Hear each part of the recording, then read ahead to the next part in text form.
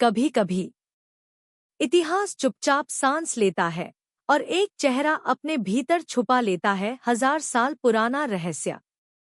वो चेहरा जो देखे तो लगे सौंदर्य की अप्रतिम मूर्ति, स्वर्ग की अप्सरा, पर छूते ही सर्पदंश, साक्षात मृत्यु।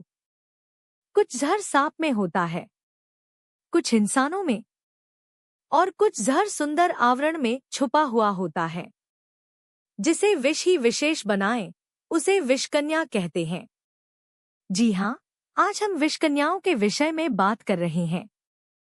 विषकन्या का इतिहास मानव सभ्यता जितना ही पुराना है और आज हमारी कहानी का प्रमुख पात्र भी विषकन्या ही है।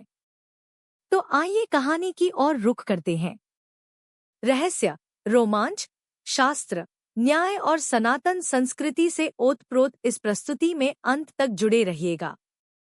ये साधारण नहीं, सनातनी संस्कार है जहाँ कन्या न केवल वंदनीय है बल्कि वो रणचंडी भी है। वो न कोई राजकुमारी थी, न साधारण स्त्री। वो थी नीलय वंश की एक जीवित रहस्यगाथा। नाम था उसका अवनी।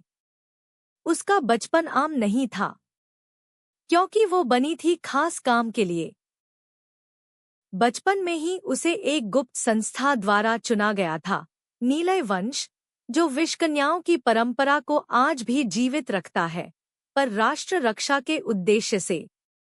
अवनी को बचपन में विष की अति सूक्ष्म खुराकें दी गईं, लेकिन उसके साथ ही भरपूर वैदिक शिक्षा, नीति, न्याय, आयुर्वेद और संगीत एवं नृत्य की दीक्षा भी दी गई। अवनी बचपन से बहुत धार्मिक, अत्यंत मेधावी और फुर्तीली थी। उम्र बढ़ने के साथ अवनी के रूप, यौवन और गुण में वृद्धि होती गई। वो अप्रतिम सौंदर्य और तेज दिमाग की जीती जागती मिसाल थी। अवनी की स्मरण शक्ति बहुत तेज थी। वो किसी भी विषय वस्तु को विवरण सहित बहुत जल्दी याद कर लेती थी। गणित एवं विज्ञान का कोई भी सवाल वो चुटकियों में हल कर लेती थी। वैदिक शिक्षा ने उसे ज्ञान के साथ अच्छा संस्कारी चरित्र भी दिया। ऊपर से आयुर्वेद एवं रसायन विज्ञान यानी केमिस्ट्री में दक्षता ने उसे एक बेहतरीन केमिस्ट के रूप में स्थापित कर दिया था। बचपन से यौवन की दहलीज तक आते आते धर्म, नीति, शास्त्र, ज्ञान विज्ञान से लेकर संगीत और नृत्य में पारंगत अवनी का चरित्र और भविष्य दोनों उज्ज्वल था। अब केवल 2 ही विधा साधने को बची थी, जिसमें पहला हर प्रकार के हथियार चलाना और दूसरा गुप्तचरी विधा थी। अवनी के आचार्य उससे बड़ा प्रसन्न रहते थे, क्योंकि अवनी मेधावी होने के साथ ही बहुत सेवाभावी भी थी।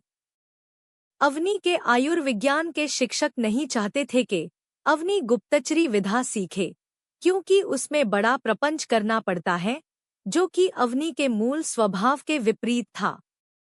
पर फिर भी राष्ट्र रक्षा के लिए नीलय वंश की परंपरा को मानते हुए अवनी अपना धर्म निभाने के लिए शस्त्र प्रशिक्षण लेने देहरादून चली गई और 3 साल की कड़ी मेहनत करने के बाद वो प्राचीन और आधुनिक लगभग हर प्रकार के शस्त्र चला लेती थी।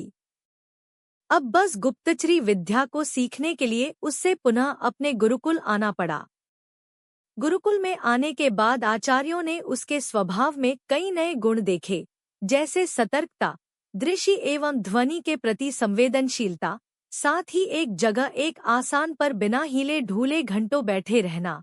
पर स्वभाव से अब भी वो उतनी ही निर्मल थी, जैसे कि वो बचपन में हुआ करती थी।